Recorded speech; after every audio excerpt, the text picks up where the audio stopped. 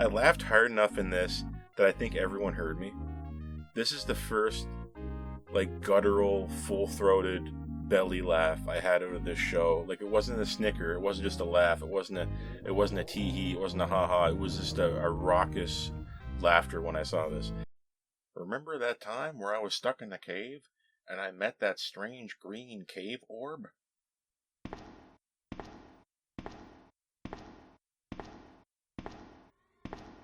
Huh?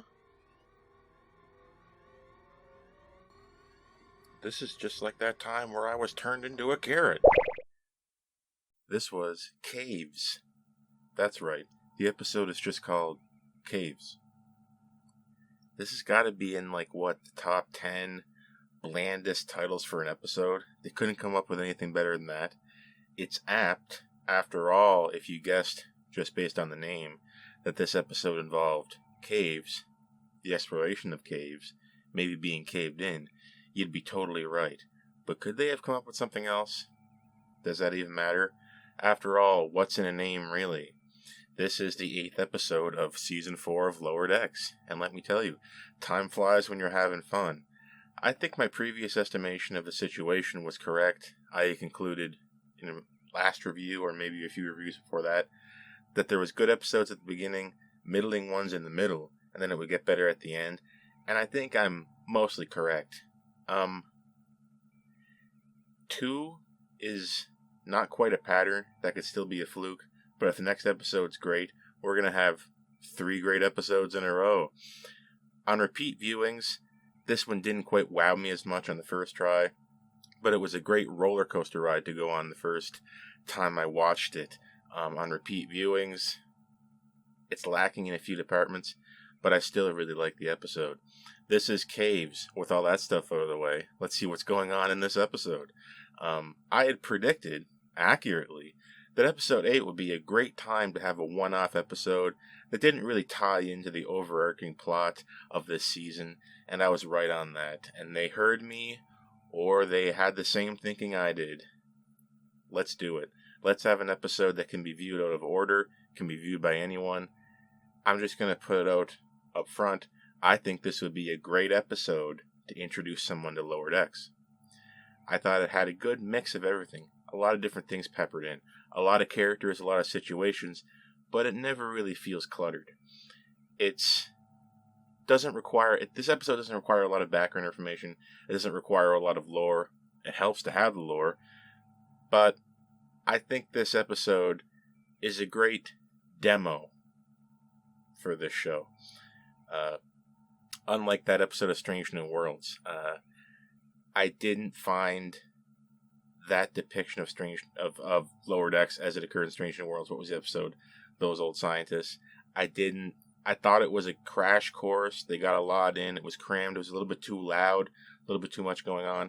This one's more introspective. It's more of an example of what you can really get out of Lower Decks, beyond the comedy. Although this episode, I thought, was very funny, and it may have contained a scene that made me laugh harder than any other scene in Lower Decks so far. I'll let you ponder what that is. When we'll get to it, I'll let you know. But for now, you can kind of let that whir away in your brain if you're wondering what that is. And if you're wondering if I'm going to say it now, I'm not. This is Caves. What's happening in Caves? We're going on a cave mission. Oh, I hate cave missions. I hate them. Of course, Mayor doesn't want to go on the cave mission. Why not? Caves are cool. Just the right bit of moist. As Boimler says, we've all seen caves before. We've all seen the same cave. What happens in a cave? We get stuck in the cave. How do we get stuck in the cave? Something has to block the communications. Oh, there's a rock with a certain mineral in it that causes the combat to not be able to communicate right. You've seen it before. This episode is chock-a-block full of things you've seen before, things that are old, things that are trite. But it takes the old and twists it into the new. It takes an old concept, looks at it a different way, repackages it, subverts it, and gets you to think a little bit more about it. And Lower Decks often succeeds when it's doing that, by the way, and it succeeds very well here. We need to go on this cave mission to look at some moss. Of course, Tendi and Rutherford are all excited about this.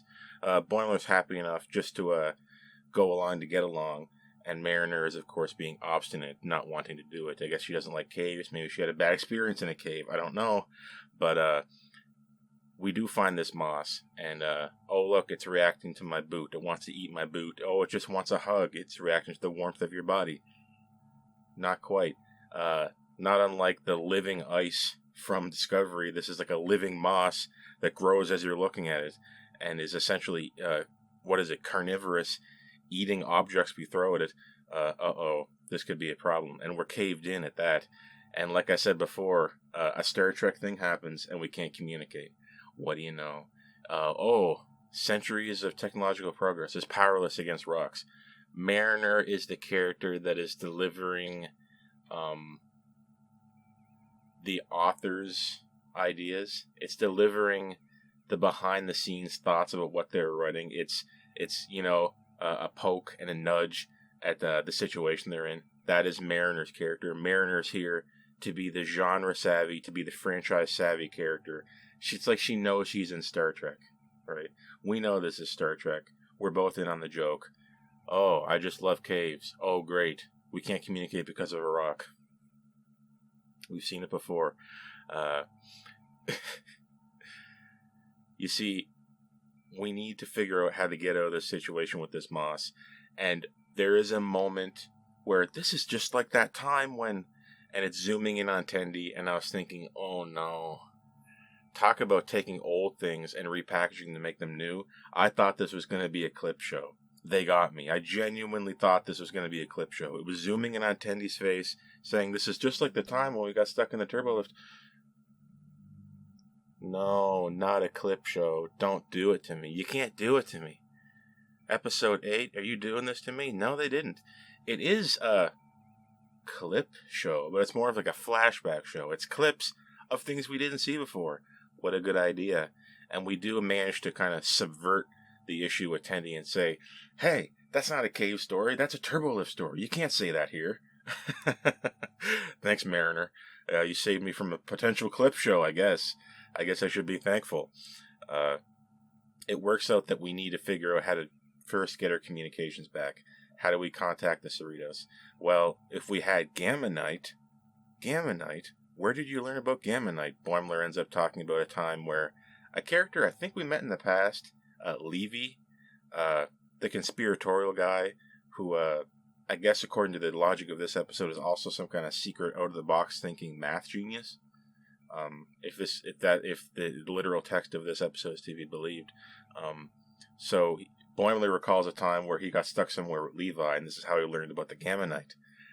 You see, our adventures that we have outside the crew of the lower deckers ends up adding to the whole. Okay, that's a running theme of this episode. You'll notice that all of our characters have their own stories, and I'm going to just go through it one by one. I really feel that this episode is all one plot. It doesn't feel like an ABC because nothing is happening at the same time. Everything, what you see is what you're getting in real time as it's being shown. It's all kind of one unified plot, I feel, in how they kind of come together at the end. Levy is on a mission just with Boimler to look in. Oh, guess what? Another cave. Surprise, right? All these other missions their characters talk about are in caves, much like the one we're stuck in now. Imagine that. Levy kind of thinks that Vendorians are behind this. That's just what they'd want you to think. Vendorians can shapeshift. Oh, and they mysteriously just left this thing here for us to get out of here with. Oh, there's a storm coming. We can't get out. But look, they left a one-person convenient dream land vehicle for us to get away in. Yeah, right. And he phasers it, much to the chagrin of Boimler. You see, he thinks Vendorians are behind human morality tests, like they're testing us. Why would Vendorians be here? Vendor is in the Beta Quadrant. That would have nothing to do with this place. And then you see the Vendorians. And I didn't know what the heck they were talking about at first, but when they showed, spoiler alert, Vendorians really are here. They really did place that vehicle there to trick them. I guess Levy was right. They're those squid creatures that I had a flashback and I was like, oh no, I remember them. And I had to immediately pause the episode and go back and try to find the episode of the animated series that had the Vendorians. And I knew them visually, but not by name. Did that happen to you? Those of you who have seen the animated series, it's great, by the way. The animated series is super cool. And I'm glad that modern Trek is kind of bringing a lot of it into canon, because allegedly Gene Roddenberry struck animated series from canon, and anything that occurs in the animated series is not canon until proven otherwise, when it's brought into our canon. Insofar as we have one unified canon, I don't know. Your mileage may vary on that. But it was cool to see Vendorians appear. These spooky, kind of red floating squid creatures. They're back, they're here, and they are behind things. And I guess Levy wasn't wrong. Another theme you'll see of this episode is learning to put up with people you don't like. Right? Boimler, I felt really bad for Levy. Boimler really let him have it. You don't really see Boimler give the business to people like that too often, but he really let Levy have it. Do you know why you're at the same rank for 10 years? Any cool conspiracies about that? About why that is? And Levy cries, and I just felt so bad. I was like, oh no. Boimler, that was crazy. That's not commander material, I don't think. That's not command style. That's demeaning people. Even if he is wrong, he wasn't wrong. He somehow turned out to be right. But even if he was, that's kind of mean, don't you think? Oh, Boimler made someone cry. Wonderful. Anyway, all is redeemed because the Vendorians turn out to take quite a liking to these people. They're new pets in Boimler and Levy. And, oh, I know all about you guys. Of course, he was on to the idea that Vendorians were here. He sees the Vendorians. Whoa, what? Vendorians? No way. I mean, I knew it. I've seen this in real life. It's so funny. You have some kind of strange, unorthodox model of what's happening in your brain. You see it come to fruition in front of you. You can't believe it. And then it's like, oh, wait, I knew that. One of the first of many funny moments in this episode, by the way. They have dinner with the Vendorians. We eventually learn that you guys are behind that fake information about how warp drives were affecting the fabric of space-time irrevocably. Glad that's fake. Thank you, Lower Decks, by the way. Thanks for removing that albatross over my head. I guess it didn't really matter that warp drives were affecting the fabric of space in a negative way, all the way back in TNG. I always hated that, by the way. Why would you put that in there? You're saying that our warp drives have been damaging, quote-unquote, the environment of space all this time. All we're going to do is just come up with some technobabble to fix it and say, oh, the ships have this. You know, that's why Voyager's nacelles turn to do something to the fabric of space that makes it not destroy it. If you're going to introduce that concept, and it's us doing it, we can also fix it with technobabble. So why would you want to do that? Like, you should have, not to get off on a tangent about TNG, but in that particular episode, I forget what it's called, the one where we find out we're damaging subspace by warping, that should have been like an alien culture doing it, and we should have seen the effects of it, and then we should have done something to fix it there, so we can kind of still have our idea about protecting space, but then also not have to just hand wave it away later and say, oh, we fixed it because of X, Y, and Z. Like, it's just kind of a cheap response. It's a cheap way to fix the problem. That should never have been there anyway. But thanks, Lower Decks. I guess it was just a Vendorian conspiracy. They provided all the false information that led to us believing that. Makes you think, I guess, that the Vendorians have been secretly behind things all the way back into the era of TNG. Whoa! I guess it serves for a laugh, so I guess I got my just desserts out of the whole thing. And that's how we learn about the Gammanite, you see. Our adventures that took place outside the Lower Decker group. Aw, you didn't tell me you had friends other than our group. Everyone has experienced this. You've experienced this probably. When you find out your friends have friends, and you think, hey, I thought I was your only friend. But we learn to make up, right? We learn to grow our friend circle. That's how we save ourselves. We wouldn't have known about the Gammanite if it wasn't for this adventure that Boimler had with Levy. And by the way, they are friends now. They passed the Vendorian morality test. You'll note how that comes into play again later. There's a reason this is the first cave adventure we go on, besides the cave adventure that we're initially in. Wow. the person I hated turned out to be not that bad. That thing that was scary wasn't that scary at all. It makes one wonder. It makes one ponder. It really gets the noggin jogging. And then Rutherford is like, Boimler, give me your pants. On it. Boimler just takes his pants off, and Mariner's like, wow, you just did that with no hesitation. Another funny moment in a very funny episode. Imagine if someone told you to do that. A fellow coworker. You, take your pants off. No problem. Pants off. It turned out, Treknobabble abounds. We can just take our pants off, lay it on the rock, reflect a phaser beam off the ceiling onto the pants, and that will be enough to disperse the phaser beam enough to show the TRIGAMMANITE in the wall, in the rock surface, so that we can pick it out, and the pants somehow, dude, I don't know. It doesn't matter. Ultimately, it didn't matter how we got the Gammanite. We just had to come up with something. What matters is the emotional journey. What matters is the themes. Did it matter for you how we got the Gammanite out? It didn't matter for me. The rule of funny is in play here. If it's funny, do it. And it was funny to see Boimler just immediately rip his pants off. No problem. That's my Boims. Pants off in 1 second. And you'll notice that Rutherford, he doesn't just throw it onto the rock face. He puts it on carefully, and then you see him take his hand and shove the center of the pants into a crack. That's attention to detail. That's real workmanship on behalf of the animators. Animation is not easy. Did you know that? And for them to just, no reason at all, show Rutherford force it into the crack like that, it shows a real attention to the craft that I was really impressed by. It's the little things. When your work is a discipline, it's doing many excellent things in rapid succession, no matter how small they are, with the same level of effort. Right?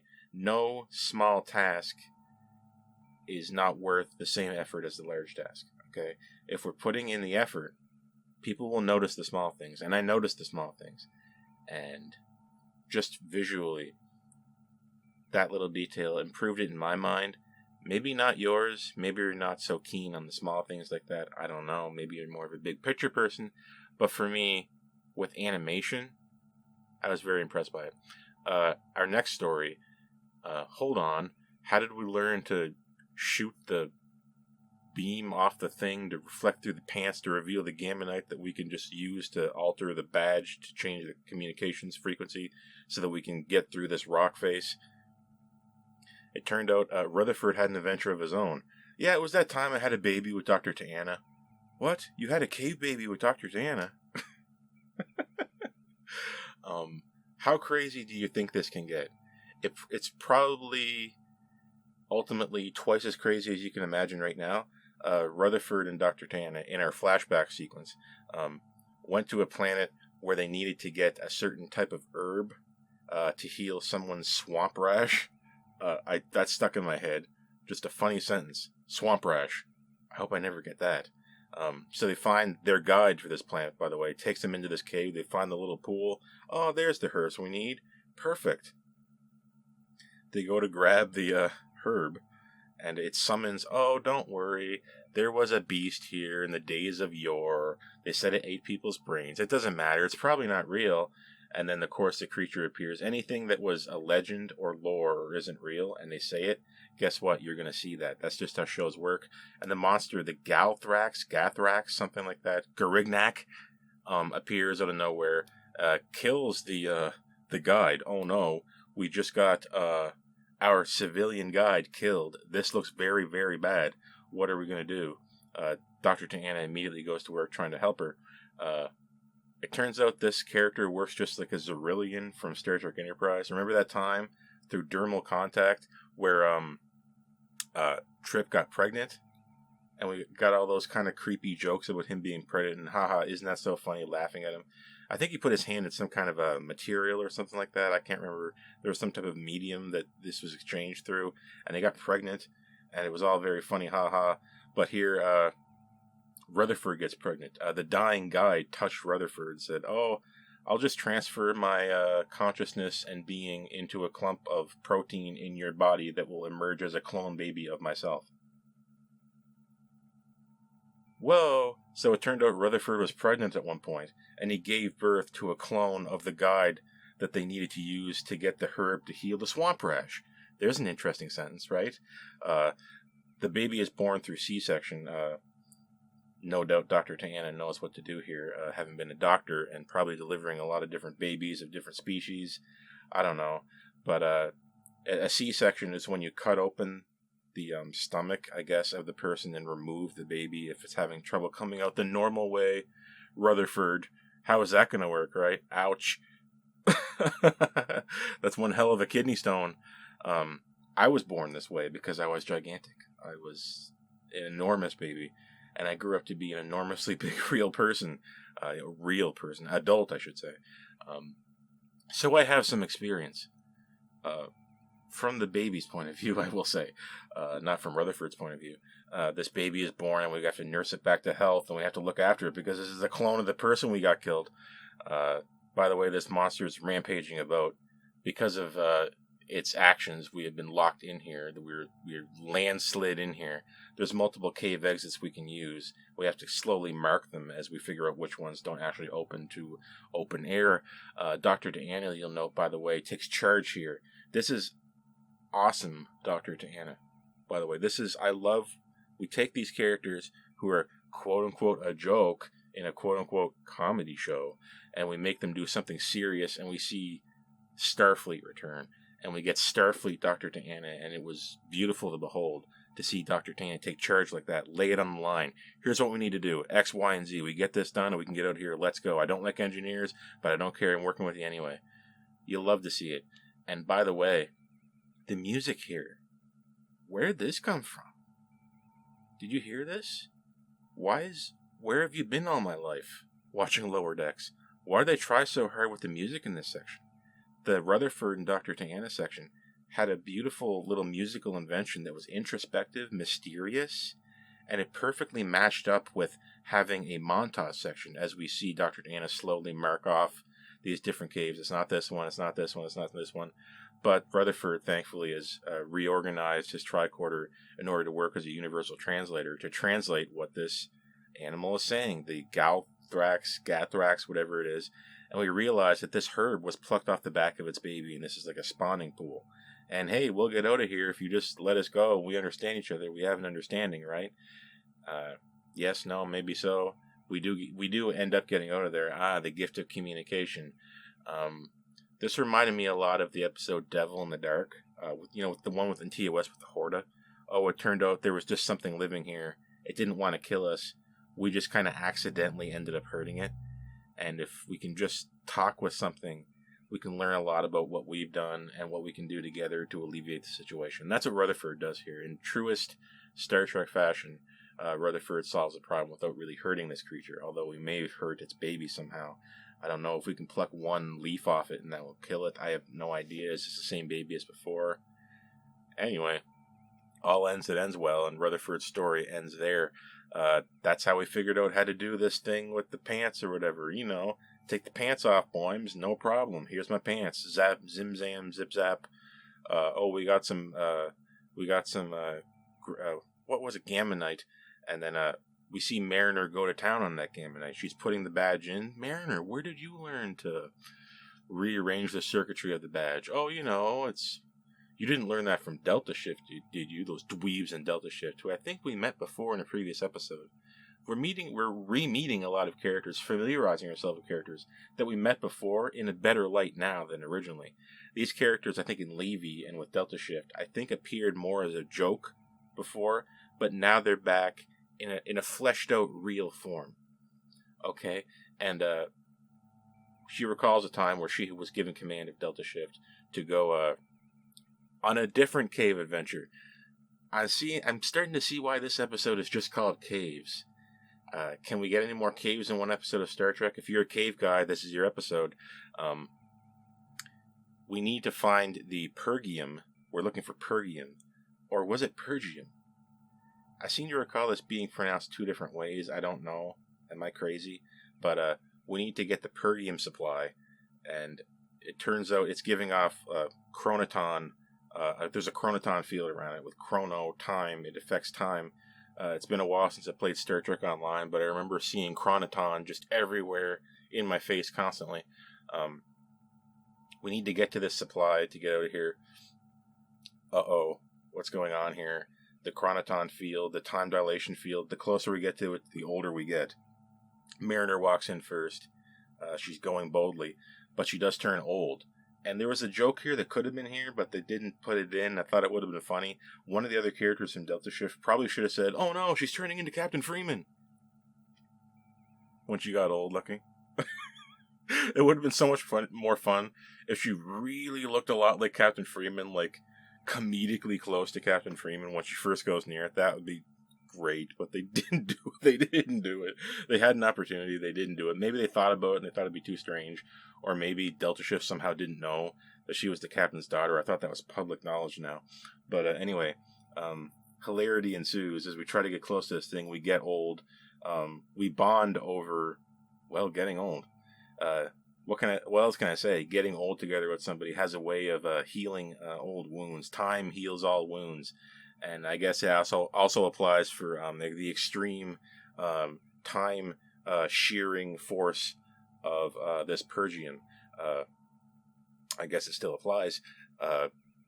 Asif, you get over here.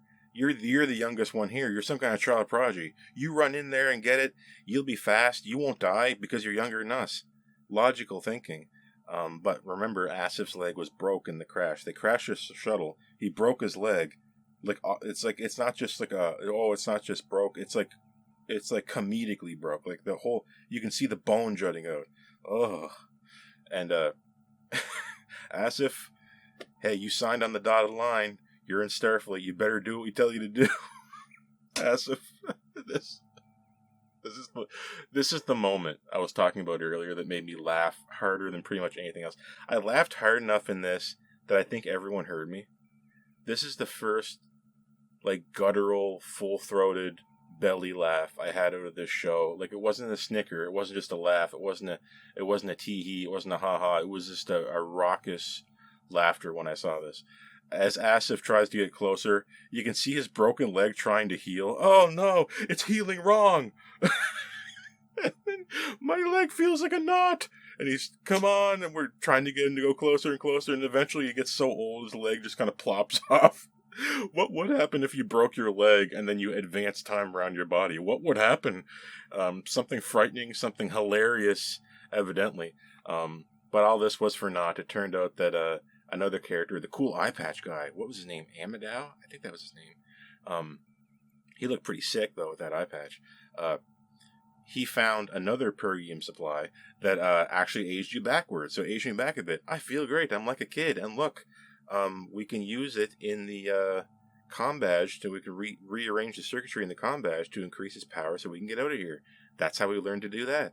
So back in our main cave, it turned out that all these stories that I heard from a friend of mine could assist us to get to safety. Wow, imagine that.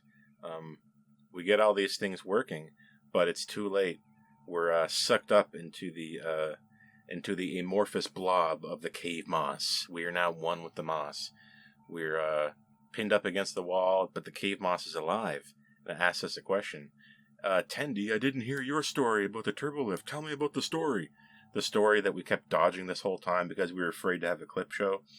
Tendi finally gets to tell her story to the moss and to us in the process. It takes place all the way back in the first episode of Lower Decks. A great time to have a callback 4 seasons in, now that we're potentially nostalgic for the first episode. Although I didn't really love the first episode that much. I didn't really think it was that great. It was just okay. The series got good as it went on. The season got good as it went on.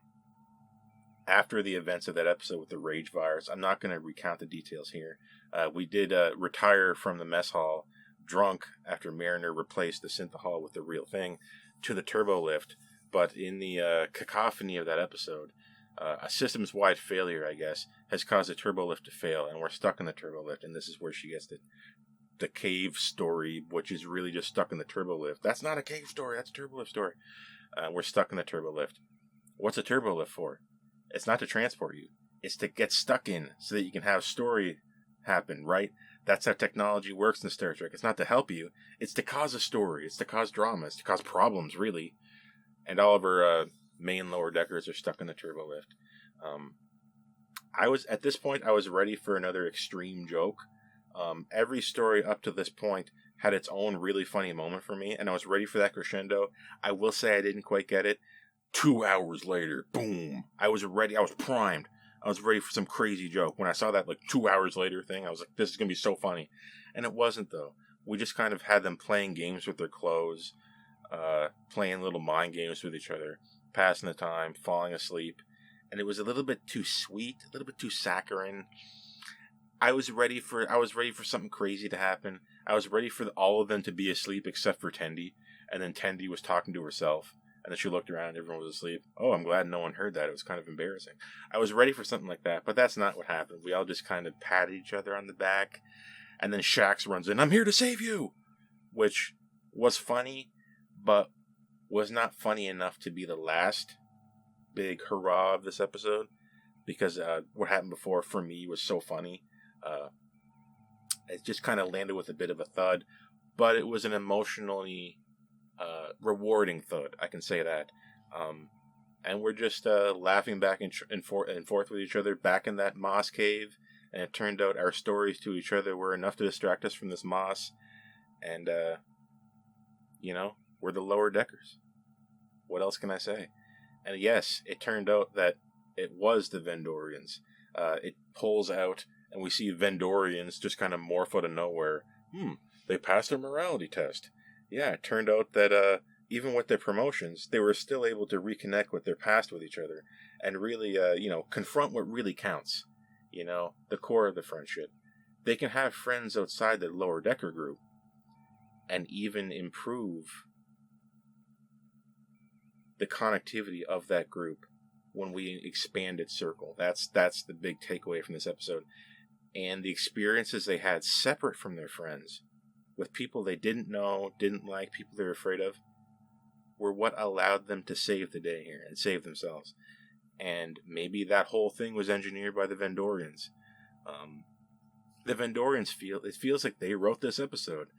They were behind it all. I should have listened to you, Levy. What a great episode. If you can't tell, I really enjoyed it. We're winning on a lot of fronts, and I often kind of break down episodes into these different pillars, like a plot, theme, music, visuals. And they're all important, yes, but sometimes one can overshadow the other. Sometimes one could pull double duty or triple duty. In this episode, what are we getting out of the plot? Really all that happens is we get into a cave, Boimler takes his pants off, we find the Gammanite, we fix the comm badge. That's the plot. There's not much there. But really what we're getting out of it is the flashbacks, is the quote-unquote clips, the things we've never seen before, bringing in the greater family of the Lower Deck show, fleshing them out, giving an emotionally poignant adventure for them all to go on. And we're winning on the theme. We're all reaching out to that person we're scared of, that thing we're afraid of, not being afraid of it. We're not afraid of Levy. We're not afraid of that monster in that cave. Dr. Deanna, she has to connect with an engineer, even though she doesn't like engineers. We got to connect with Delta Shift. We have to get past these hurdles. We do these separately so that we can win collectively when we rejoin the Lower Decks crew. And we did remember why we were friends. We were stuck in that turbo lift. Accidents happen, and sometimes accidents make us friends, because what can make us friends is the struggles. We go through the same struggles. We have the same problems. It binds people together, right? That's why, as a hidden detail hidden inside episode 1 that we didn't see, being stuck in the turbo lift, going through that turmoil, bound these characters together forever. And it doesn't matter the side adventures they go on with someone else. It doesn't matter how big the greater circle of friends get. We will always have the Lower Deckers. And that's what this episode really is. So thematically, it's beautiful, actually. I came away from this so impressed. Plot-wise, nothing. Visually, interesting visual details. I like that monster design. It looked kind of like an anglerfish with his light on its head. The guide on that planet that helped out Rutherford and Dr. Diana was kind of an interesting character. I like seeing Rutherford push Boimler's pants into the crack in the wall. I don't know why I keep bringing that up. This is something that I find compelling in some strange way. I'm liking the visuals, but we needed some ships. Am I crazy for wanting some ships? Call me fickle, call me easy to please, I guess. Show me a ship and I'm happy we didn't really get it. So this episode, visuals are okay. Music, I thought, really came out of nowhere and hit me like a ton of bricks because I'm not used to hearing it in Lower Decks. An interesting, unique musical adventure with Dr. Diana and Rutherford. Go back and hear it. It's interesting. It compelled me and it announced itself. Right? Most music so far on Lower Decks, it's a remix of the main theme, whatever. But this one, it revealed itself, it announced itself, and it rewarded me for going back and hearing it. That's great. I love to see it, and I'd like to see more of it in Lower Decks going forward. Musically, yes. Visually, a maybe. Plot, nothing really happens. But your theme, it's pulling double duty, maybe it's pulling triple duty. For all those reasons, I'm going to have to go ahead and give Caves a solid 6.5 out of 10. You know what? Before I said that, I was thinking 6, and I said, no, I'm going 6.5. I was going to say 6, and something in my head said, no, you do 6.5, Mark. You do 6.5. And I did it. And like I said, I watched it the first time, and I said, oh, this is a 7. And then I rewatched it, and I was like, it's missing a few things. I'm going to have to go 6. And then I said, you know what? We're going 6.5. We're going to split the difference. It's a great episode. It's just about as good as the one before that.